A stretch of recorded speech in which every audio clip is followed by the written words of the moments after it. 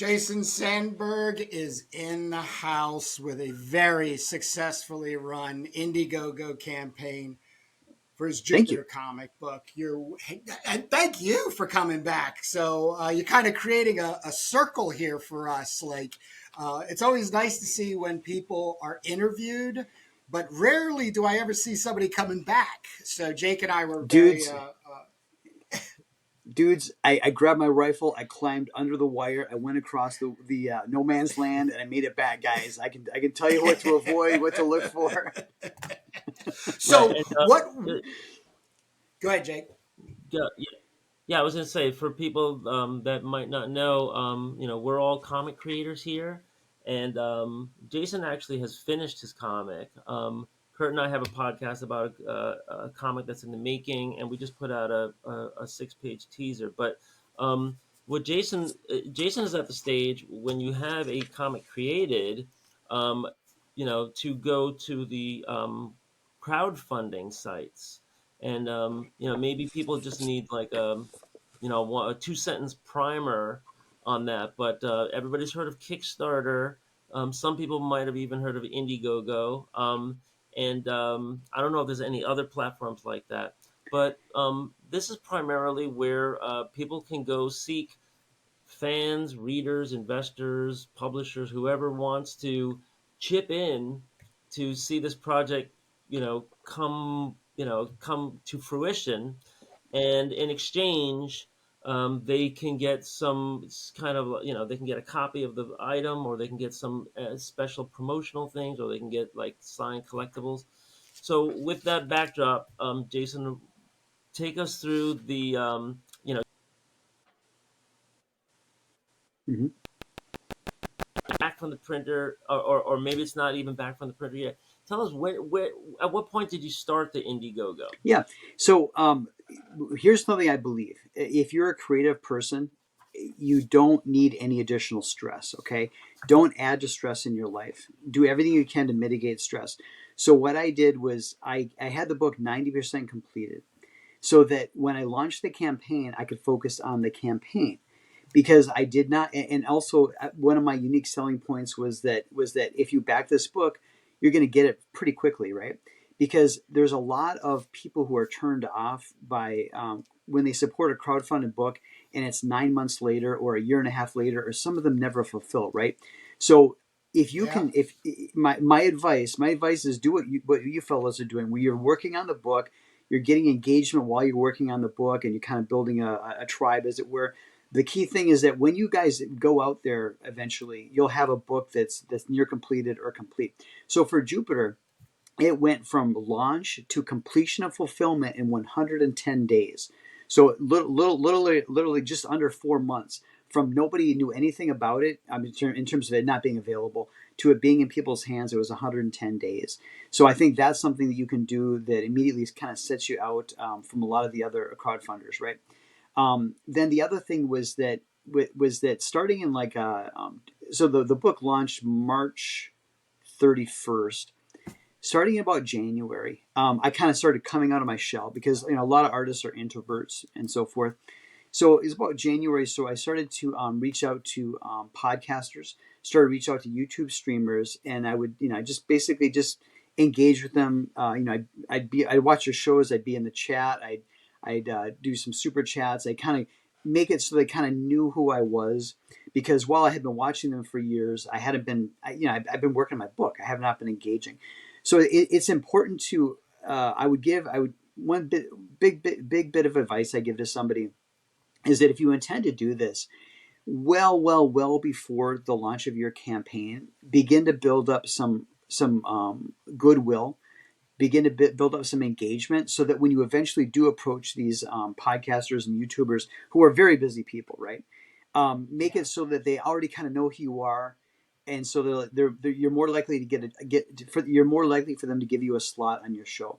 Do not launch your campaign and then start picking up the phone and start emailing people saying, hey, I've got a book, I want to come on your show, talk about the book and so forth. Don't do that. Make sure that you've got a long runway, 3 or 4 month runway, so that that you're going to be able to fill up your calendar. So then the other thing is that I talked about having the book almost done. so you don't have the stress, and you can fulfill. The other thing is that when your campaign goes live, that is your full-time job. Now, even if it's not your day job, it's your full-time job in terms of do everything you can to fill up your calendar.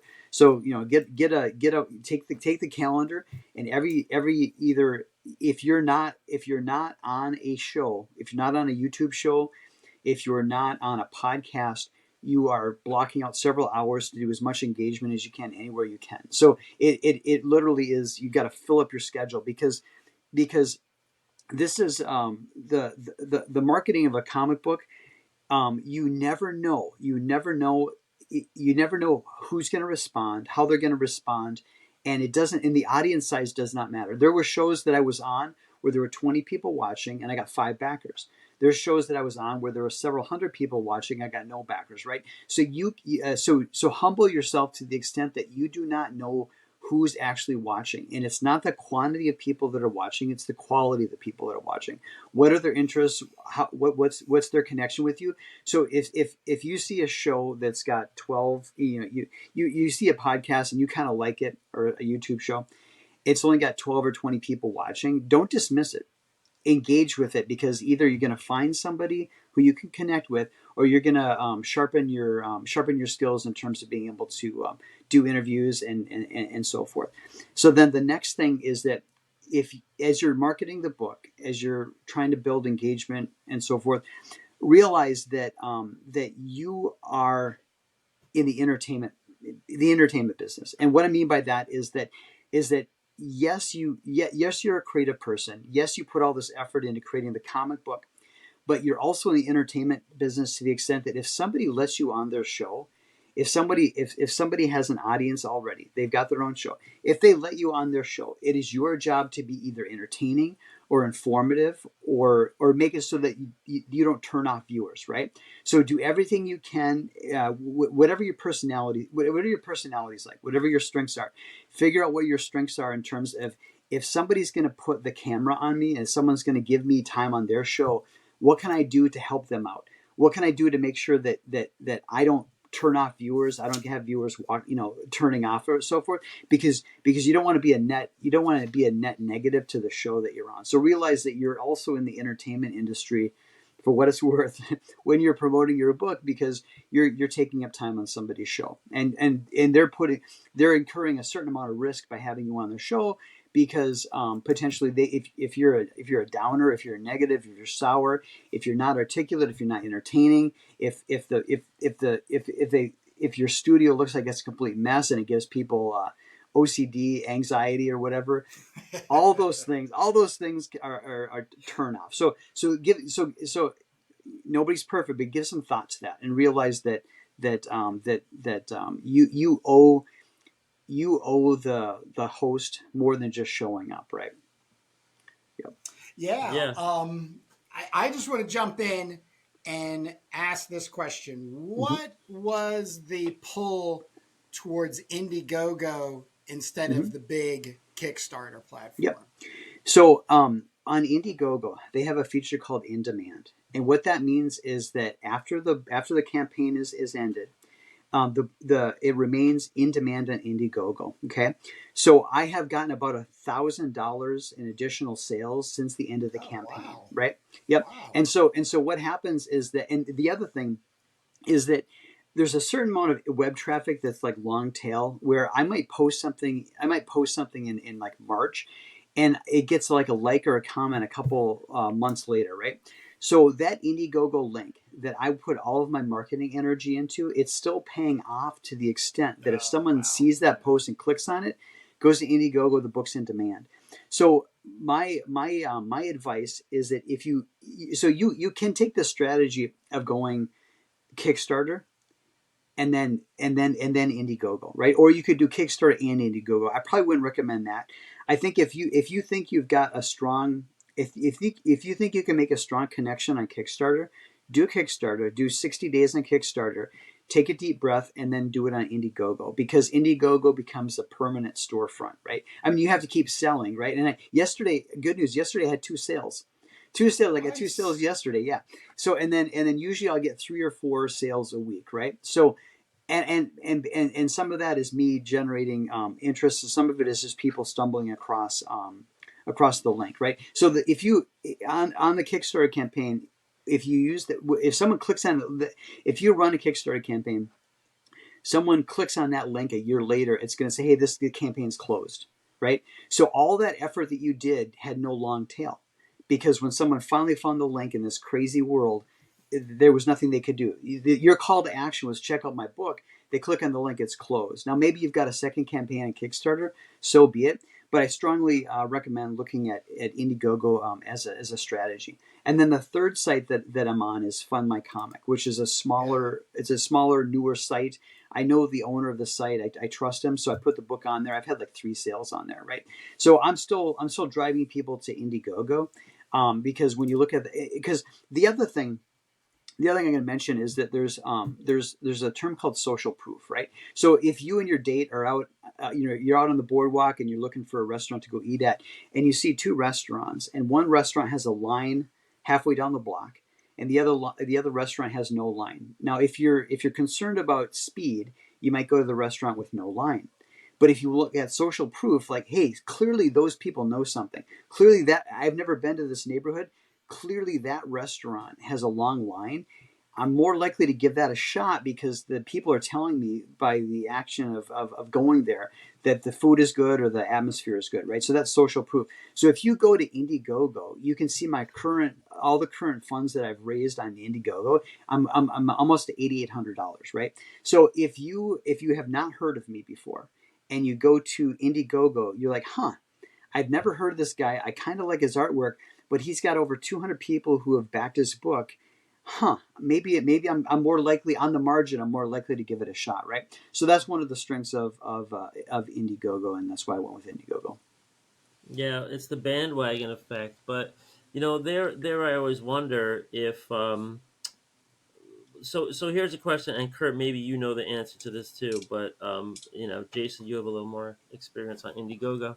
Um, let's say you were going to print up a comic, the old fashioned way. Like, okay, I got 2 or 3 grand. I'm gonna run off, 1,000 copies, whatever it costs.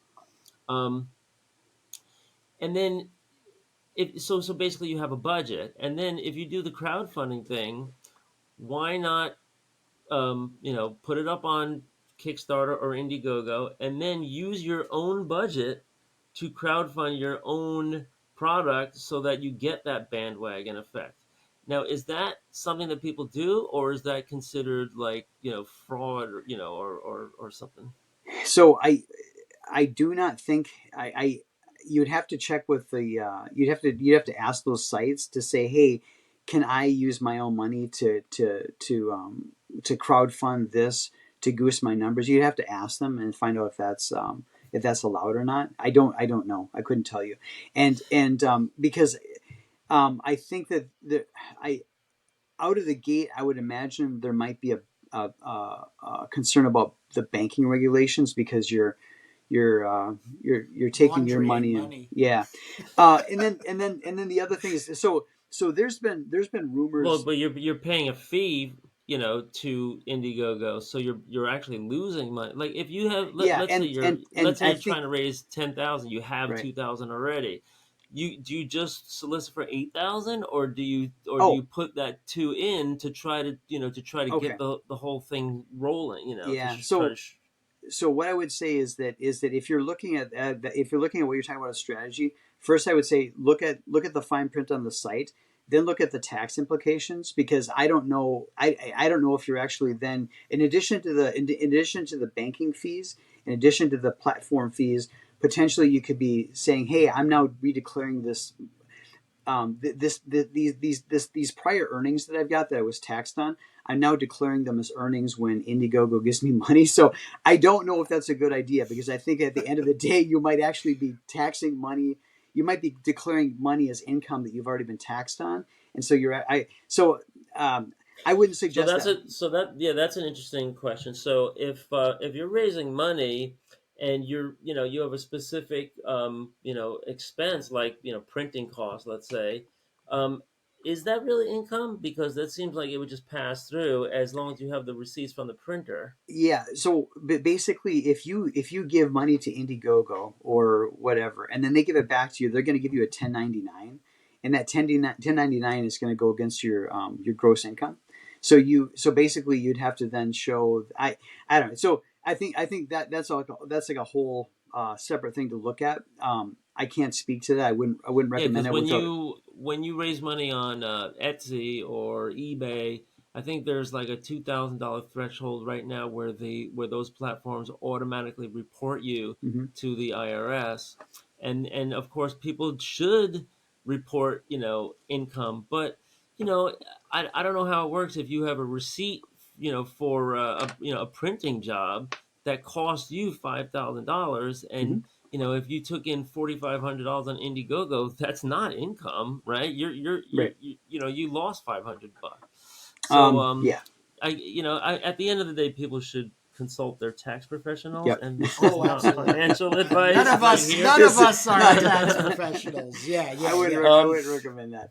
But But let but me something here. yeah, that I did on Indiegogo. What I did do though is I said, you know what, I'm just going to set my fundraising goal at $500 because Okay, even that if was my question. yeah, and so even if I only raise $500, I knew I could still print the books digitally, right? Versus printing at litho.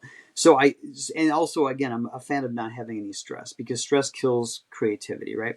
Um, pressure is good for creativity, but stress isn't, right? So Mhm.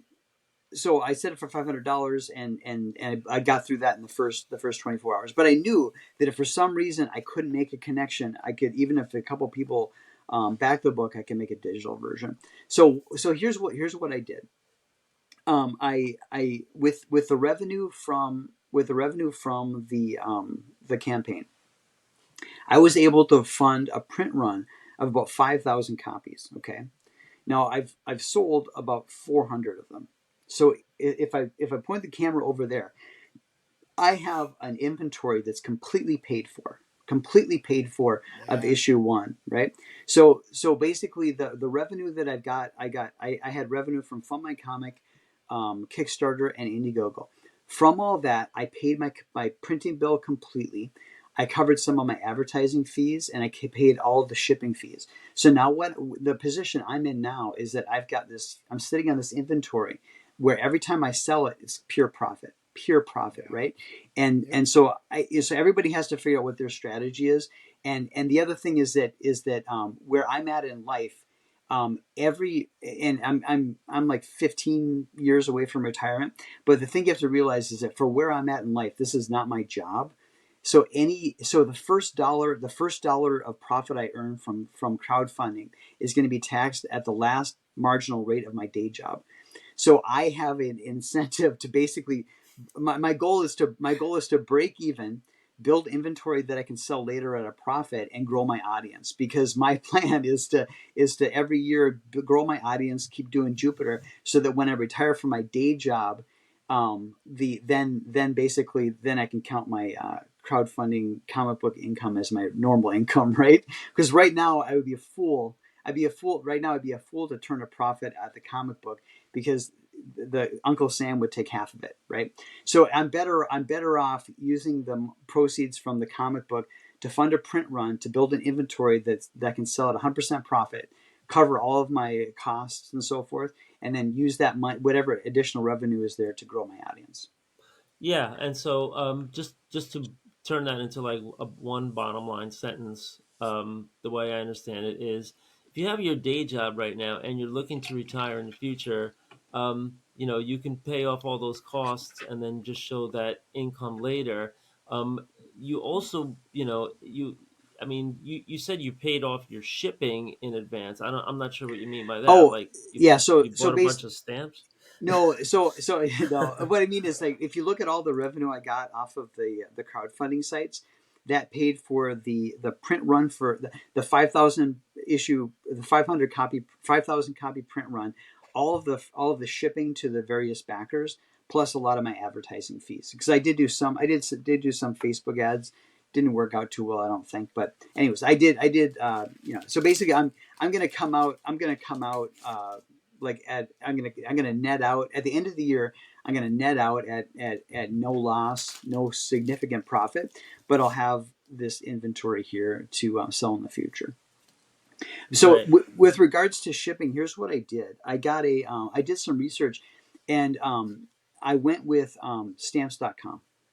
So I got a stamps.com account. They and basically it was about $200 to get everything put together, whether it be the materials, the scale, the printer, all that kind of stuff, and set up the account. So I do not know why. I do not know why it took the U.S. Post Office 24 years to figure this out, because when you think back, the late 90s is when eBay and Amazon were first kind of there growing. For years and years and years and years, UPS and FedEx had parcel options, right? And and usually it was ground 3 or 4 days. I do not know why the post office lingered with media mail, lingered with their parcel post, which was way too expensive and took too long. The U.S. Post Office finally got its act together. This year. It was fortuitous for me, but basically this year, finally, after carrying the water for Amazon for so long, the post office said, we could do this. This is ridiculous. We're cutting all these sweetheart deals for Amazon to get this volume. Why don't we just offer this as a shipping option? So this summer, right before Jupiter fulfilled, lucky for me, the post office invented this new service called Ground Advantage. So what it is I can ship. Give me 1 second here. Yeah. Yeah, I'm surprised. I'm surprised that the U.S. Post Office wasn't making the right business decisions with Louis DeJoy as the commissioner. I wonder they why. they basically they should have done this like 20 years ago, literally 20 years ago, even 10 years ago. So basically these are the two orders. I won't show the addresses, but these are the two orders I got placed yesterday. Okay, using stamps.com and selecting the Ground Advantage option, I paid $4.20 in shipping. Right, that's amazing. Why wasn't the post office doing this 10, 20 years ago? So usually when you're shipping something like this in the past, it'd be like $9 or $10, right? This is amazing. So basically there's a service called Ground Advantage, and basically, if depending on how big your book is, and I'm going to say most first time crowdfunders, you're probably going to have maybe 200 locations that you're going to have to ship to. Don't pay somebody else to do your fulfillment. Do your own fulfillment. Get the Gemini mailers, do your own fulfillment, and if you use stamps.com, you can export your address list out of Kickstarter, out of Indiegogo, and load it into stamps.com. You can break it up by tier, because I had different tiers depending on what people backed at and so forth. But point being, it took me about 3 or 4 days to ship everything out, and it was not difficult at all. So check out stamps.com as your solution for shipping. Well, just to add to that, I used to use stamps.com, and you're absolutely right. You can do it through PayPal ShipStation. Oh, okay. They actually put those two together. Now, I cannot speak to the fulfillment part. I do know that you can dump in basically all the addresses and go from there and everything. But there are options, and stamps.com is a great place to start. It is a great place to start when you're doing your own. And I've been lucky enough that my mail persons have always just picked up right here from my place. Nice. So it is really good. Jason, I would like to talk about how you designed your your reward tiers. I'm going to lay out a couple because we did back you. Nice, thank you. So these are all the little goodies. This one being the funniest one here. Take us through how you came up with thinking of that pull incentive. Like the comic book should be the incentive. Like that's the thing that kind of driven me crazy. Now I gotta entertain you with a whole bunch of I know Dick and Nats, but you came up with some really humorous and I enjoy them. So please take them there. Thank you. So yeah, I had the same reaction. I think it was like in January, or it was fall of last year. I had the same reaction as I'm studying the crowdfunding culture. It is all about it. So think about this.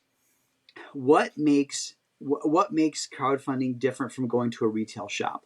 Well, it's customization, okay? Because a brick and mortar place can't afford to have all the retail, because in a retail environment, every square foot of retail space, based upon the rent, based upon the insurance, based upon the taxes, has to have some sort of ROI on, on the square footage, right? You got your square footage, you got your overhead, you got your payroll, you got your income, you got your income taxes, you got your insurance. So what's unique about crowdfunding is that there's not a brick and mortar store.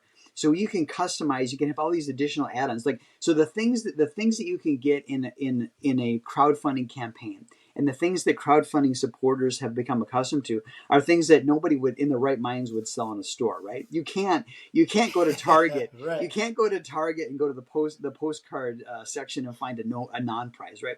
So so I was racking my brain. I'm like, I don't want to make. I could make a frisbee. I don't want to make a frisbee, right? So I was thinking about it. I'm like, okay, so what can I have as an incentive for people to like, who are on the fence, to jump into the campaign, right? So the first one was the non-prize. So down there, I made the official non-prize, and again, part of the lore, part of the world of Jupiter is that Jack Kirby continued working at Mainline Comics with Joe Simon and owned all his characters. So all the crazy things that happened at Marvel and DC in the 60s and 70s, Jack Kirby did at this Mainline Comics company in the world of Jupiter. So I'm like, well, Marvel Comics had a no prize. I'm going to have a non prize. So it was pretty affordable to get like a couple, like 100 some of those printed on an iJet printer, iJet inkjet printer. So I designed that, and that was an easy one. That was a no-brainer, right? Because it fits in with the world of Jupiter, and everybody's like, I always heard about those no prizes, and I always wish I could have gotten one. And there's people who used to write into Marvel and never got one.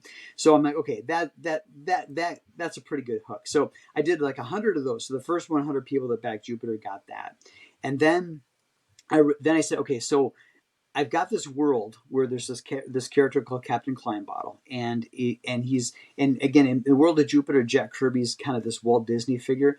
So what would they have in addition to the comic books? They have a fan club. So I'm like, okay, I'm gonna make the fan club membership card for this Captain Kleinbottle character. I can do that. I can get PVC cards printed. I can do that. So I did that, right. So that was the $5,000 stretch goal. So then I had a postcard portfolio with my paintings as postcards, and then I had a challenge coin, which is a pretty common thing in crowdfunding campaigns. So I had that, and then I said, okay, um, people have been so good to me. I'm gonna figure out a way to get some synergy. I'm gonna get some synergy. So what I did was I reached out to the Legion of Memers and Green Rocks at the Legion of Memers, and I said, hey, I got a joke for you. Let's make people always say, hey, there's a meme checkpoint. Look out for the meme, please. Let's make a license to meme. So we made a license to meme, and then I launched my campaign on the Comics Division show. And so I reached out to Comics Division and Toxic Man Flu, and I said, hey, listen, I'm doing this Legion of Memers license to meme. I need something on the flip side. How about we just put a little commemorative reminder to watch your show? And like, yeah, go for it. And so I ran some designs by them, and they chose that. So those were pretty good add-ons, because obviously if you watch those shows, or you like those people, and you're on the fence, you're going to go ahead and get a comic book just to get the little membership card license to me. So I had a lot of fun doing those, and I think it gave.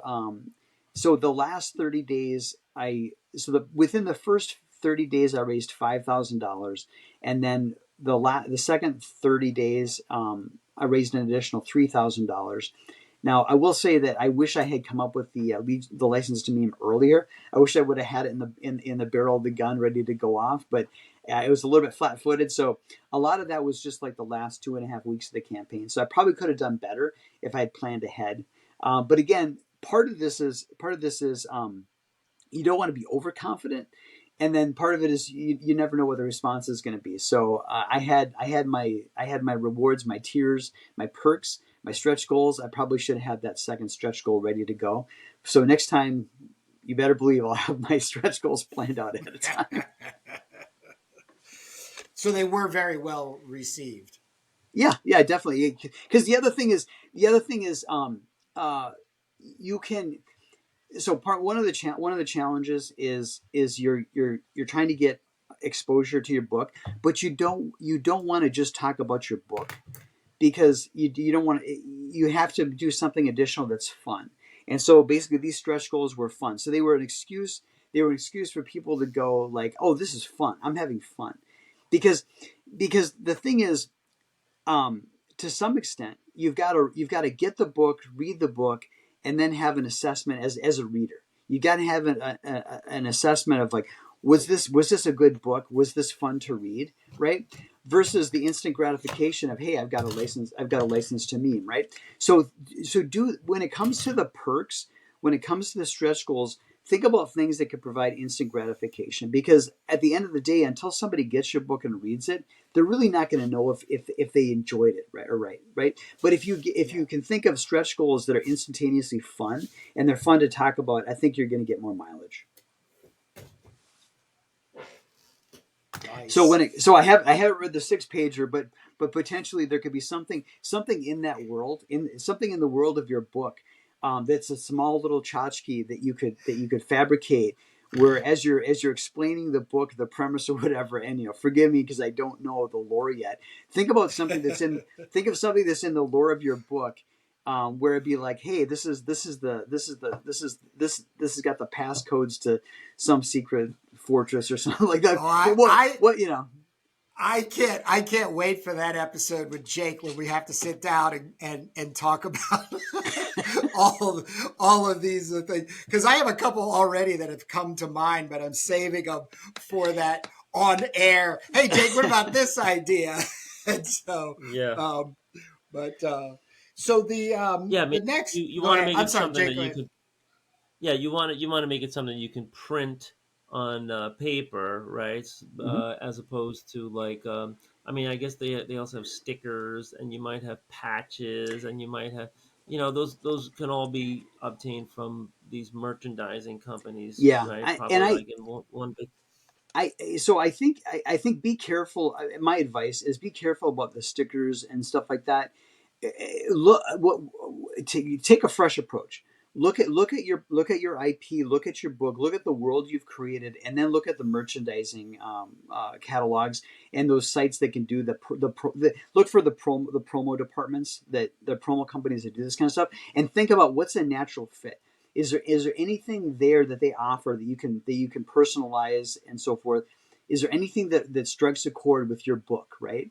So don't out of the gate just go for the stickers or the posters or whatever. Think about how can you add to the world building.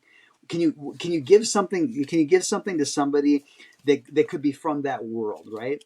And I think that's where the fun comes. So don't just do the knee jerk, hey, we're going to make a poster and some stickers. I mean, you could do them as add-ons, but in terms of a perk, try to take the creativity you're bringing to the comic book and try to apply it to the marketing.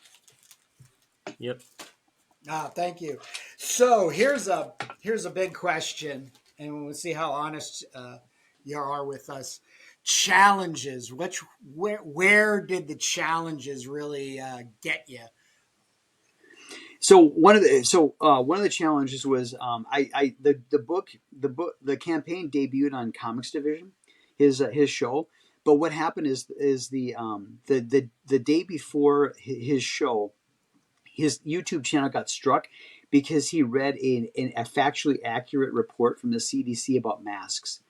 And Oh because of boy. because of that, YouTube struck his struck his channel. And Oh he's like, man. and it got reinstated. But so that was one of those things where it's like, and so he's like, dude, I'm so sorry. We're gonna be on Rumble. So basically, that was a challenge. Like when I launched, the people that I was able to connect with was greatly diminished because of political chicanery, right? Because YouTube said, hey, our Wow. our AI our AI algorithm says that you're not allowed to think that thought. And even though the CDC reported that the masks don't freaking work, Yep. They struck his channel. So it's like, oh my gosh, so that was crazy. Then the next thing was I think that trying to figure out the sweet spot on on the Twitter ads and the Facebook ads, I think that was a challenge. And I think the last time I was on here, I mentioned that um, Facebook has really good. I think Facebook has pretty good response through when somebody sees a Facebook ad. I think the click through rate is pretty good, but the targeting tools for the Facebook marketing is Sucks. terrible. It's terrible. Yeah, it Versus sucks. versus on the Twitter side, you can do all kinds of great things with the targeting, but I think the click through rate is poor, right? So so I would say that was a challenge because to this day I don't know. I don't know. Okay, so if I'm on a live stream, during the live stream, I've got my email inbox open. I can see people backing, right, which is a great thrill, right? Oh, well, this is great. And unfortunately, with the web apps, with the web ads, the social media ads, you just don't know. I mean, you can look Yeah. at it behind the scenes on the dashboard. Indiegogo will show you where the traffic is coming from, but it doesn't tell you where the sales are coming from, right? Yeah. So that's, well, I guess it does, but you can't time it, right? You don't know if it was something you were posting or if it was the ad, right? So and there's the whole world of the pixel tracking and there's there's there's stuff that can be done on the advertising marketing level where a small sole proprietorship like me, we're not going to have the time to figure that out. I might be able to figure it out in the future, but I'd say that was a challenge, just not knowing. Like I would go, I'd turn the ad on, turn it off, and I couldn't triangulate to figure out if it was working or not. Right? Sure, it was getting the word out, but in terms of people actually backing the book, I couldn't calibrate it, couldn't figure it out. I did just start another Twitter ad. I'm going to run it for 30 days, and then I'll assess. Hey, because what I'm going to do is I'm going to dial back on some of the other stuff I'm doing, and I'll see Yeah. if it had moved the needle, and I'll let you know what I find out. Yeah, it's the my business used to dabble in that, and the problem I found was you're just not doing a large enough campaign economically. So when you're like really striking at, like, let's say Friday to Sunday night through Facebook, and you're going after the set dynamics, but you're doing $50 a day.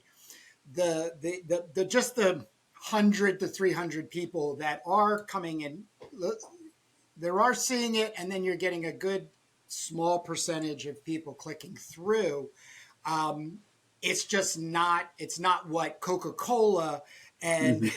you know Chipotle can get when Yeah. it runs through there. And it's literally had brought me to exactly what's going on, right here with the three of us.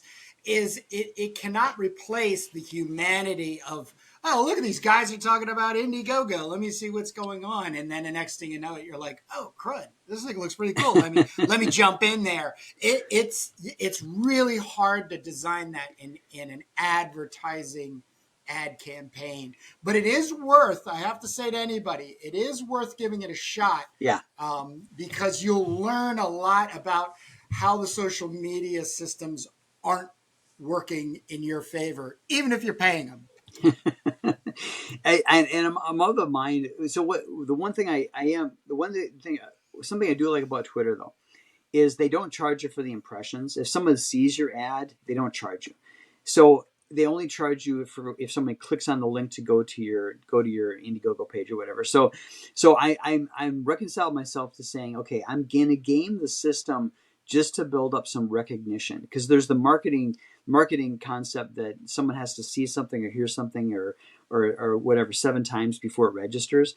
So basically, to some extent, to whatever limited extent, for free.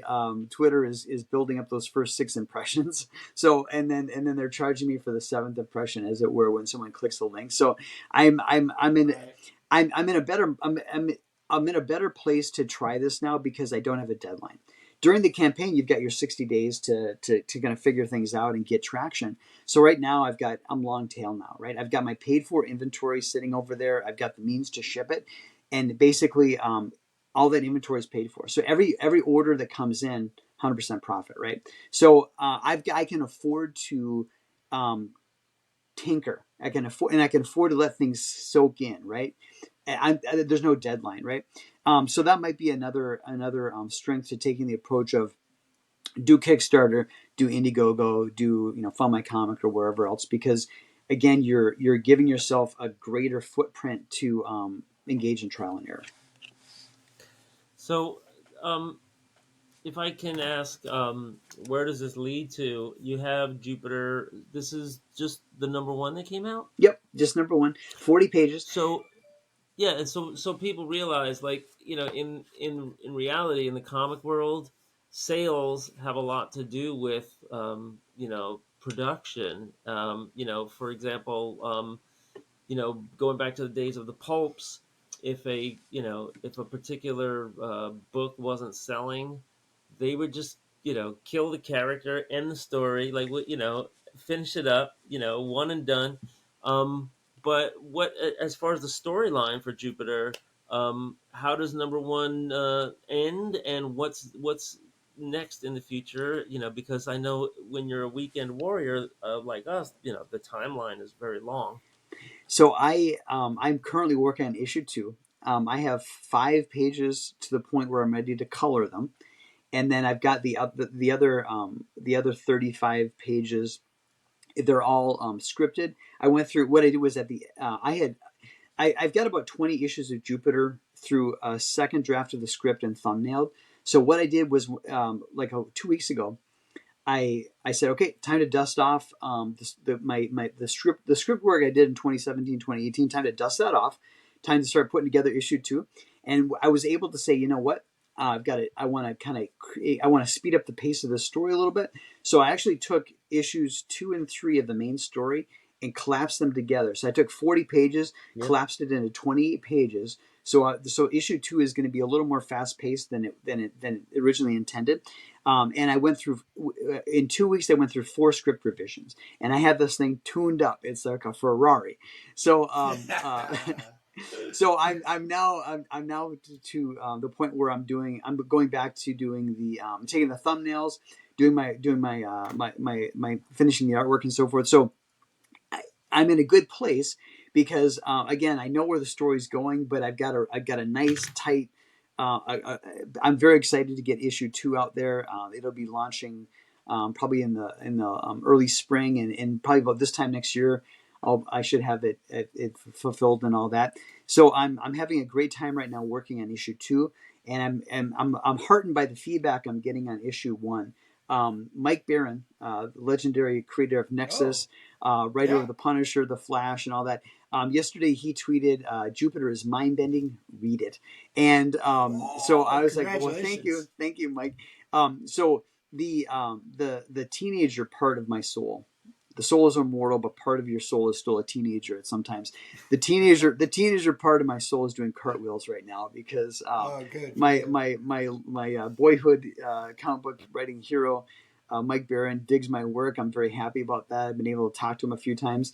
So I am so excited about the response that I'm getting on issue one, and it's going to continue to be available, continue to push it, and work on issue two. And then as I proceed going in the future, I would imagine as I get closer to retirement, I should be able to put out maybe 2 of these a year, and then when I'm retired, I'll be putting out like 4 a year or whatever. So I think that I hope that I'm creating a positive snowball effect, and it's just going to pick up steam, pick up readers every year as it goes along.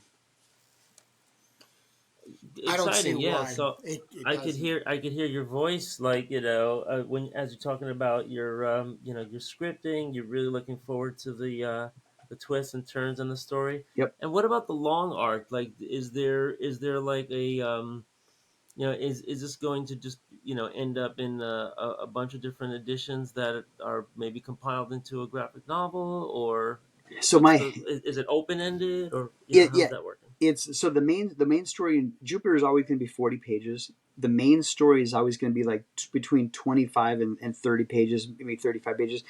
That allows me to do those special little palette cleansers at the end, little short stories, little 3 and 4 page stories. But the world that I'm creating is open ended. It has large arcs. So we're in this first arc where this character, Brenda, becomes her world's first, only, and greatest superhero. I don't want to give more away, but there's a second and a third and a fourth arc, and I can't say anything about them because it would show my cards. But believe me, I had I had the advantage. I had the advantage of having several years to do my world building and figure out what I wanted to do, where I wanted it to go, what I didn't want to do, what kind of traps I didn't want to get myself stuck in. So I feel like if you come to Jupiter, if you're out there and you pick up Jupiter, you've got the advantage of getting work from someone who loves and understands comic books, but someone who's not weighed down by baggage. I don't have any baggage. I've learned the lessons. I've observed the painful lessons of some of the other creative worlds and some of the boxes that people put themselves into and so forth. So I think it's kind of the best of both worlds. It is literally a blank slate. It's a clean slate. It's a fresh start, and I'm excited to share it with people as the years go on. Oh And man, this is just so great. people know, you know, you seem like Jason. You seem like you really are saving a lot of the twists and turns in your storyline for when people get the book. Hmm. But Kurt and we're kind of leaky because we have a podcast. I mean, Yep.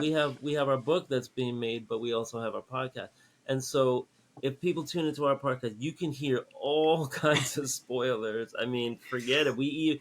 Like I was telling Kurt one episode, But oh my god, the climactic ending of the last issue is going to but I be I let and me just correct you though, Jake. Let me just correct yeah. you because you are absolutely right. But and I am calling you out, Jake, as well as myself. As much as we fantasize about the things that we're going to end up doing with our characters and stories, actually having it done is going to be the challenge. But things change, and that's really what the making of Turbo Pit Fighter is about. We only have one day a week where the two of us get together for an hour, and we work on this comic of ours, which is over 20 years old. And but the thing is that the most exciting part about making a comic book is the journey and coming up with the characters and seeing when they come in there. I mean, we're not giving it all away in the sense of like why would you bother, but we do give a lot of insight to the process of thinking about what about this. I mean, we just got into the whole Duke thing, who's like a character that we'll probably never even see, maybe in a flashback on a page or a panel or something, but he is so deep and integral, as Jason just mentioned, having and taking the time to build a world. So um, Yeah. it is pretty it is we are pretty much giving away the house and the goat, Well, but there's 7 billion people on the planet, so don't worry because no, I'm not worried at there's all. gonna be plenty of people that when they encounter this, they'll have no idea what it is, and they'll be hitting it fresh and all that. And So the other with thing the is, go ahead. so when you think about comic books, when I think about comic books, there's the marriage of words and pictures, and there's the rich history. But what's unique about a comic book is that it's the installment storytelling, and Yeah. it's the magic trick of, can I punch you in the gut or break your heart or surprise you or scare the hell out of you on that last page? Can I do that? Can I do that so Yep. you don't see it coming, and so that you're like, damn you, I got to get the next one, right? So that's like the magic trick, because there's other kinds of storytelling that are episodic, like television, but it's not episodic the way a comic book is, because the comic book is much more intimate. Absolutely agree. Yeah. So Yeah. it is a unique proposition. the unique service you're providing is you're showing that back and forth, that what if, which we do, that is a unique part of what you're doing. But fundamentally, you're still going for that you're still trying to get that same lightning in the bottle, right? So Right, it's right, right, it's right. just a different approach to it. So let's tie this up. I have one last question, and Jake, if you want to add anything, please feel free. But we shared our comic with you. We did this indie exchange. Um, we would love to get just some immediate sense of advice and Mm-hmm. honesty, because we're really at the beginning where you're off in the sky, and we're Uh huh. watching you fly around and everything. But we know you have a copy in front of you, and of course we're showing off the whole thing because we're proud that we've gotten this far. But you've had some interaction with us. Now you've seen our materials. We would love to get some advice from you, and if it even is hooked up to the crowdfunding, Mm-hmm. and giving some more advice from there, please feel free. But So when you sent me this, I haven't had a chance to read it closely, but it the art vibe, it feels like a mature Robert Crumb. It feels like a mature Robert Crumb, like Yeah. late '70s, early '80s. That immediately hit me over the head, right? But then, like, what if Robert Crumb was doing work for heavy metal or for or nice, for thank Epic you. Illustrated? I'm like, okay, now that's interesting. And then as I'm looking at it, as it kind of sat with me, I'm like, you guys are you're like channeling, you're on the same wavelength as the cartoonist kayfabe guys, right? So I think it feels like something that one of the, like, Jim Rugg or Ed Piskor would do. It has that like that vibe to it. Like if it was across the room and you're like, what is that? It feels like that, right? And then what I would say is um, my artistically, what I would say is take let some of these pages. I would go back to them and see if maybe there's it needs more. Some of them needs more contrast, because with the grays, because you've got this richness of the black and white, but some of these things, I'm thinking some of the middle grays should be like kind of adjusted just to create a little more contrast, right? Just a little more Dynamism. contrast, Yeah. yeah, a little more dynamism. So Nice. because there's some of the stuff, like when I look at this like, I love this like Bronze Age Kirby tech. Like this is the kind of stuff that like like the George Perez rubble, the Marvel Comics background technology stuff. I would say, play around with the shading there so that some of this line work pops out better. Because to some extent you might be some of the intricacies that you guys are doing in the backgrounds with like the tech, you might be hiding it just with some of the grays. So play around with that, do some different versions and see if adjusting some of that makes it pop a little more. Because I think you some of the work, you might be hiding your own work with some of the shading. But Yeah, that was actually something I said to Kurt. I think on one of the current pages he's working on, because Kurt came up with this great technique for he uses some kind of graphite thing. I don't know. He's got like a Water magic wand, soluble and graphite stick. oh well, wow. he's a wizard and he's got magic that he's doing tricks with. But he's got these great like intermediate tones, and and I think like beyond these 6 pages, the pages that he was showing me, it was like, yeah, real heavy on that. So I said the same thing. Like let's see some more white and black, and then and then the interplay, because the gray is great, for lots of different things. But it shouldn't, when you turn the page to a spread, it just shouldn't be like a whole bunch of gray jumping at you. Yeah, yeah, and I like this graphite stick. I like the warmth of it. I do like the warmth of it as a texture. It's not monotonous like a zipatone. So kudos Right. for your technique. I would say just watch Thank out you. for the highs and the lows. Make sure that you're not hiding the highs and the lows. Yeah, Yeah, Yeah. but Well, gray one of gray the can be. other just to jump in with the concept being taken one step further, as I always share in the making of Turbo. the printed page is the art. Like, Hmm. obviously when we do a version that's on a higher res print capability, Hmm. there'll be some differences. Not to defend myself, but and it was why I was pushing Jake to be able to put this together, is to give a really tough read, and then obviously getting feedback from there. But I'm after this artifact feeling, like, so Hmm. years from now, even when we're Hmm. dead and somebody pulls one of these out, because we're bagging and boarding them for archivalness, just so everybody knows. Right. Um, there would be that sense that I feel in comic books already, where they're like, "Wow, this is so crappy. I wonder if there's a better version out there." So it's that there's an artistic Oh, the teaser distressed look. to, Yeah. yeah, there's a distressed, like, oh, was this in the 70s? Did Crumb have it? So we're playing with a lot of that stuff. And to be honest, and admitting, we're most definitely only once a week on Sundays for an hour meeting. We're doing too much. So I appreciate that feedback, and it is on my radar from there. But anything else, Jason? No, I think Or this was. I was happy to share what I've picked up. I'm still learning, and I would like to stay connected with you guys and watch what you're doing, and let me know when you get closer to launch, and hit me up if oh, you got any questions I can help with, and then I I'll come appreciate back that, when Jake. issue two is gearing up. I'll come back and all that. Oh, yes, yes, yes, Jake. Yeah, no, thanks, Jason, for the check in, and we'll definitely keep on doing this. I do have to run, so Yep, yeah, maybe Kurt could take us out, and then we'll I see will. everybody next week. Yes, see you, Jake. Yeah, just in closing, everyone, this is the comic book indie comic exchange program.